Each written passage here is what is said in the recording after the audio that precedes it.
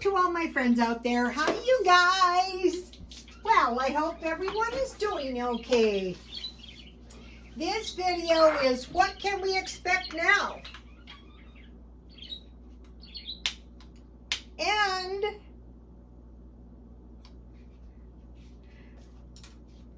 the best, safest, cheapest food storage is a combination of the old ways, like I mentioned to you that my grandparents used to do, Mormons, and cans, and we'll go into that in a minute. So tonight for lunch I had the, this was the best thing, the Ralph's chicken. I have one little piece left. I will eat it tomorrow. Here it is. I had a big breast and leftover rice for lunch. You know, when I was working very hard today. And then I had 2 pieces of pizza, so now I just need a little snack. And so I eat this a lot. You guys don't see me. Here is the biscuits I made last night. I was going to make fry bread, but then I remembered I had the biscuits, and so my family used to say a prayer before they ate one bite of food. My brother was over dramatic and said, if you don't, you'll choke to death.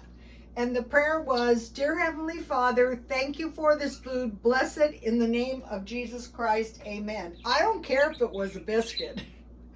It was food. So, my grandfather never ate between meals, never. Actually, eating in between meals was pretty uncommon. That's just started recently. You know, you would eat a little breakfast before school. There wasn't so much. I have a little bit. This was a great deal. I bought this at Ralph's. It's organic, low-fat milk. There's not too much. I like a lot of milk. And then sugar. Okay, so this could be rice, but this was any kind of bread. Homemade bread, cornbread, biscuits, whatever you had. And so this would fortify you because you ate lunch, which was usually a sack lunch, like a sandwich and an apple, a couple cookies. When I was raised, I can remember kids, you know, we would have like a church dinner and the kids would actually be famished kids are not famished these days. And so then before bed, my grandfather, and he lived to be almost 100, healthy too.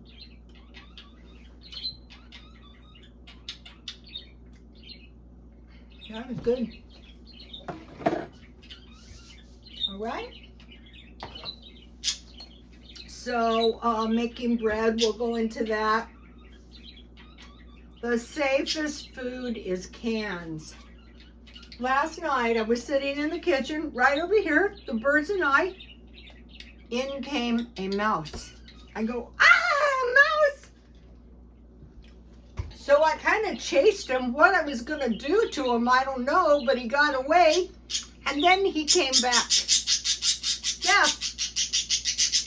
And it really alarmed me because, you know, they can squeeze through a little places. And I thought, wow, what if he was like to get into the bird cage after the food?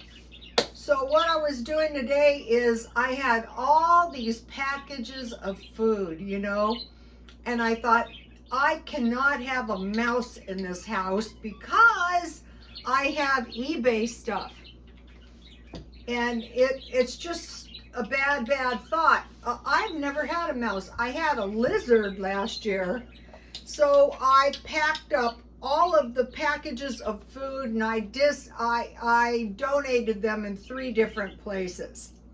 Because I thought surely somebody can use this food and surely I don't want rats or mice. No money is worth that to me. So I thought, why do you have to make life difficult? Cans is the way to go. Mice, vermin, no. And nothing's going to happen. So let me show you.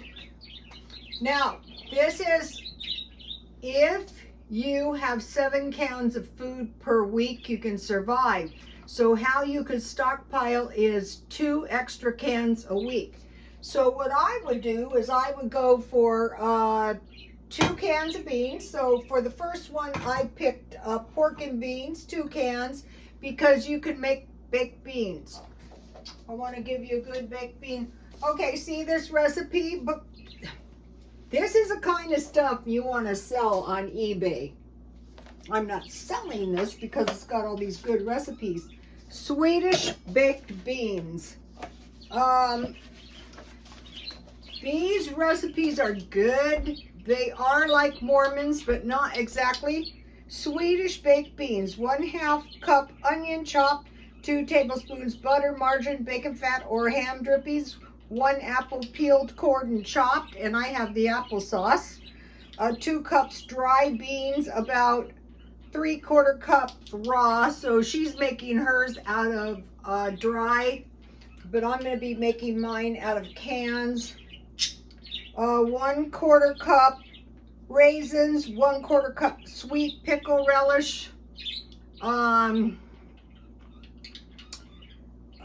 Let's see, 1 tablespoon prepared mustard, 3/4 cups ketchup, 1/4 cup brown sugar, and 4 slices crisp cooked bacon crumbled. Saute onion and fat, add remaining ingredients, cover tightly and simmer 20 to 30 minutes. Bacon may be combined with other ingredients or reserved for a garnish.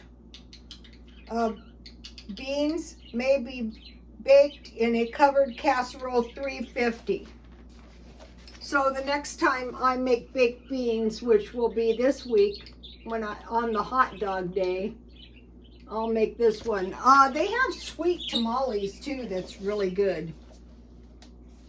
Okay, so 2 cans beans, 2 cans soup. No rats are gonna get this. No rats are gonna get into my eBay stuff either, and I'll tell you why in a minute. Okay, 2 cans tuna, and 1 can of evaporated milk. That is a solid. When you stockpile, you're stockpiling so that in the event something happens, you're not going to starve. Is it going to be 3 square meals a day? Maybe not, but you're not going to starve either. Not going to starve because God takes care of the faithful. I hate to say this, but it's actually true.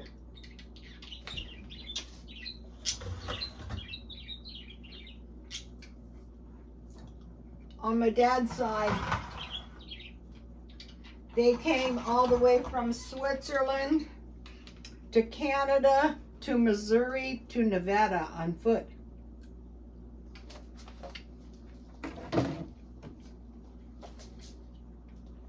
And in my family, no one was lost. So I have prepared another one. 2 cans beans. I have red beans and rice that I bought one time. This is what I was doing, you guys. I was going through the food and I was dusting the cans. 1 can black beans, and then instead of soup on this one, I picked up spaghetti and meatballs. The Walmart spaghetti has big meatballs, so that's why I get this one. Chicken a la king, and what I do is I eat this on toast. And then for the 2 cans meat, if you shop so that you get the high quality sardines, it tastes so much better, and then deviled ham. And then I picked the shelf-stable milk from Dollar Tree.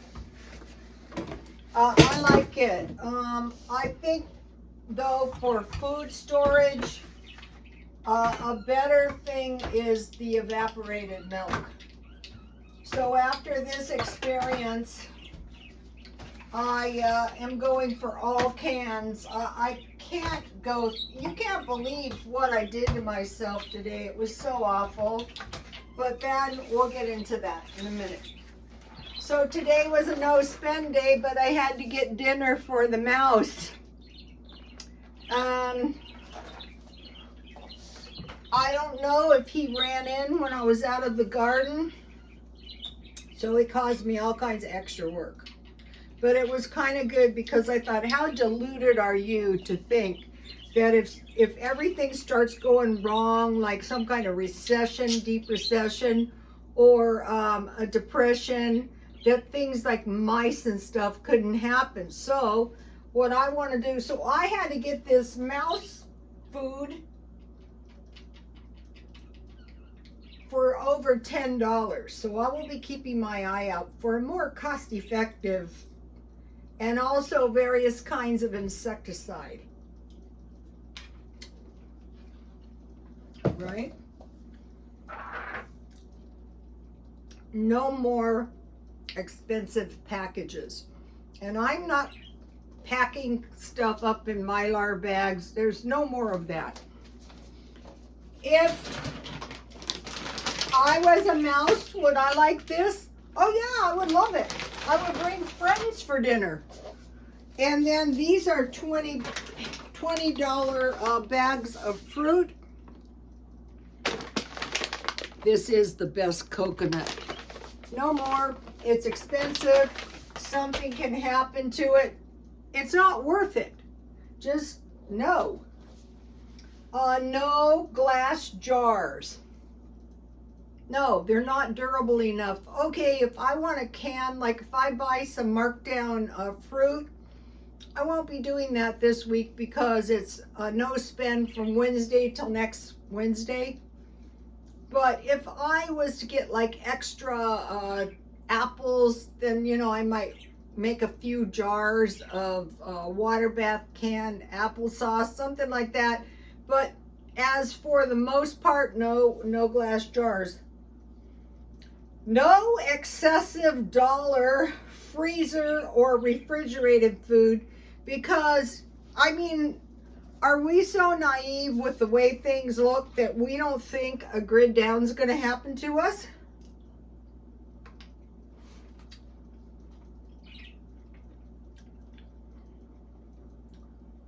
I feel so good when I eat this before bed. I'm drinking, I love this. This is, see, I froze it. This is iced tea from McDonald's I bought today. What we want to do is survive the rest of the decade. Okay, we saw what happened to President Trump, right? And the people annoy me when they say, you know, well, you know, it was no big deal. Like, they minimize what happened. That irritates me. It was like in my apartments. I could have ended up on the street. And people would say, but you didn't. Or like when people used to fire me from my jobs, I go, my God, I could starve. And they go, well, you didn't. He could have been killed, but he didn't. No, that's terrible. Now, poor President Biden has the COVID. If something happens to him, it's nothing but bad too. So my grandfather, who ate the bread and milk son, Uncle Gail, was really old, 90 years old, got the COVID, and that was it for him. So hopefully President Trump had it. At least he has a natural immunity, but this is nothing but bad either. So we have 6.5 more years. And we have to prepare. One of the things is, and they're saying, I saw it on the thumbnail of Inside Russia, that possibly President Xi has a stroke. Don't know if that's for sure. So what about power outages? We're going to go into this in a minute too. Okay, we can live pretty primitive if we have to, but the bad thing about power outages is no water. So I have all my bags, all my bottles ready to go to refill with water. It's a pain in my neck. Okay, number 3, so power outages, thinking about water. Number 3, can my house withstand hard times. So after the rodent, I said, like Rhoda, my friend's sister named her hamster Rhoda the rodent. I said, okay, this is not a viable plan. All these rat attractions and stuff gotta go. I'm going through, I'm getting rid of stuff. Can my house withstand hard times? Yes, because I'm in it. But that's not the point. Okay, I decided to work 10 more years because I'm thinking this ain't good, what I'm seeing. So what I'm doing is I'm setting up an online eBay store. So it's not that I'm trying to earn so much money. I mean, you know, but I used to do this in a beauty business. I would go into a business and there would be no clientele. And after I was there for a while, there was a clientele. They may deny this, but there was a clientele. Okay, so now the main reason I want to do this is because I want to set up this store so that if something happens to me, God forbid, my son can sell can keep selling. The stuff is ready to go. This is one of the miserable things I was doing. Or he can simply sell the entire store. So I'll show you an example. This is my miserable life. So here it is. This is what it looks like. And you can get these boxes for $1. And then, you know, you sell each item. And the trick is volume. So when I first started eBay, I thought my goal was $100,000 inventory. So that is a lot of stuff, and that is the trick, volume. So like this, you learn, would somebody buy this? Yeah, if you price it right. That was part of my job. I would go into places and they would have no idea what to charge. So I was doing eBay and I was like looking what the other guy charges. I thought, oh no. You need to decide what it is worth and value the item because you have enough brains to do it. It's not how much the item is worth, it's how much will a person pay. So for this lovely book, I would charge $10. I don't want to pay more than $1, however. And then they have to pay the postage because that is fair. Okay, so that, getting rid of the packages, starting the store. The thing is you do, this is the thing about beauty shops. I rarely own them. I did own a few in the early days, but that includes overhead. eBay, there is no overhead. There's a fee to eBay, but you can figure that into the price. Okay, I don't want anything back to, can my house withstand hard times? I don't want anything in my house that's going to attract a thief, get me killed. And then I have certain collectibles, like I have a Diana and Charles cup from when they got married. So what I will do is I will pack that stuff up separately. It can be sold though, but I want to value it myself in case something happens to me. And I told my son, if you don't want it, you're to give it to one of the family. Okay, and then I'm setting up the swap meet business. I don't plan on going often because the online store is busy, keeping me busy. But like, see this lovely keychain?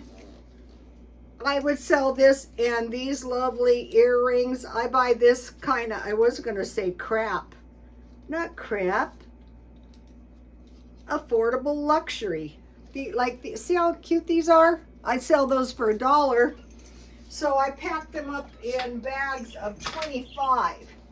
And then as I'm going through the house, I'm throwing everything I don't want into not heavy stuff because that's a good way to hurt yourself. So if you need money, I was watching this guy and he goes, you can earn money, but you're going to have to work hard. And I thought, yeah, it told me it was very unpleasant. Okay, now in my swap meet business, I am also trying to start a plant business, but I'm not having good success because my plants are not surviving. Okay, I know the single guy, and we were talking today, and he saved $4,000 in a few months. And what he did is he has a really low overhead, and his overhead was $1,100 a month because he rents a bedroom.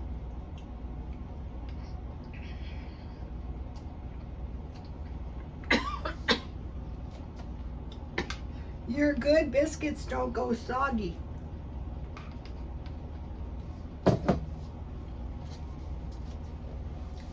So aside from his rent, food, medical, maybe a little gas, he doesn't spend any money at all. Okay, for the rest of the year, I'm eating the freezer down.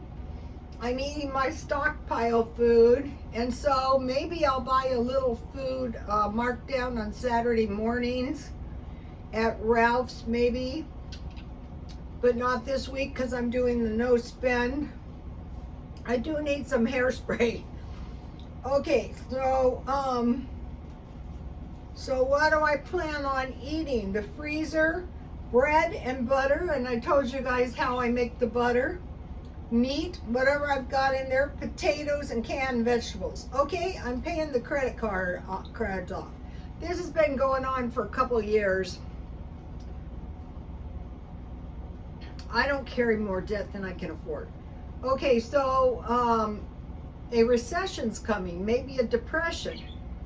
All the recessions I've been through, you can borrow money as long as you have cash. They're going to look at your bank, and if there's no cash in there, I don't care what kind of pristine credit you have. So that's very important. And then I'm doing the donation, and I'm getting rid of items that clutter the house and have very little value. Like tomorrow, I have this big, huge picture that I had before I got the new one, so I'm donating. Tomorrow, I'm getting the stuff ready for donation. So tomorrow is going to be like today, a big fat mess. Okay, and then you want to protect your items that have value. Like today I listed two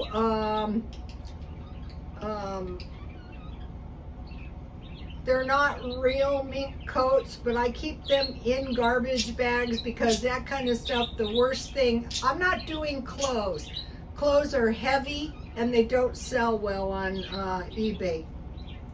So, and they're a big fat mess, and they're not worth the money to me, except for high quality items and luxury items. Okay, so now think about the stockpile, back to the old-fashioned stockpile. When I went to the food pantry, I was trying to figure out what's going on, and it did occur to me. Milk, so I got marked down organic milk at Ralph's. Bread, I have stuff to make bread. Eggs, I found out a lot of times you get the eggs at Ralph's marked down Saturday morning. Cheese, I started buying high quality cheese marked down. And it usually comes in a block, and you can pack a lot in your freezer. So, and then they gave us lunch meat, and I found lunch meat. And so what really is this food? It's like, if you go to a food pantry, it's really like, it's for like one meal a day. Okay, think about the Oslo diet. Salad, a small amount of cheese, 1 or 2 slices of bread with butter, and a glass of milk. And then they give you milk, oatmeal, and peanut butter. Okay, so I think that is what was going on at the one that I went to. And when I've been watching them on eBay, it looks like a lot of extraneous junk food, but the food, if they're lucky, is milk, bread, eggs, cheese, and lunch meat. Milk, oatmeal, and peanut butter. Okay, what I am doing is I am watching Feature Man, and he's older. I find, this is going back to the old time ways, I find that they have the best approach, probably because, you know, you're older. So one of his videos, I have hamburger for tomorrow. I'm making Salisbury steak, but he made a fried hamburger, 1/3 pound, with onions and sliced potatoes. That was a great meal. And he eats frozen food. So I'm no dummy. I packed my freezer full of frozen food. Generally, I will buy frozen food at the middle of the month, but at this time, I just stocked up on a lot because I knew I wanted to go for an extended period of time without spending. Also, I want to give you Feature Man's, what did I do with it? Coleslaw. Here it is. Here's his coleslaw and my potato salad. This is so good. It's like everything you're likely to have in the house. So you have your, he buys his potato salad a lot, but that's a good idea too. If on Saturday I find it marked down, I will buy it. I will buy it marked down. Otherwise, I will make it. Okay, so this week I'm going no spend until Wednesday, which is easy because I'm working around the house. So today I had to buy toilet paper, and I bought some cheap toilet paper to tide me over because I found the best deal is at Grocery Outlet or Smart and Final. So I wanted to wait. And then I need hairspray, and I found the biggest cans, decent cans, under $3 at Walmart. So I still, if I need something, I still want to get the all-time cheapest price that I can get. And then if you're on a fixed income and you don't want to go back to work, I would go to this Save 4K in a few months, didn't spend any money except his $1,100 a month. So well, I'm doing that anyway too. I am slashing all my expenses as low as I can and not spending any money. All right, let's hope I catch the rat. And God, oh, this was funny. I was watching this video, and it was on Inside Russia, and it was about how the Russian army has cats in the trenches to control the rats. And I'm thinking, wow, I don't think our cat could control a rat, would kill a rat. Just about that time was when the rat ran in. I could not believe it. No rats. All right, you guys, I'll see you tomorrow. God bless you all. Bye.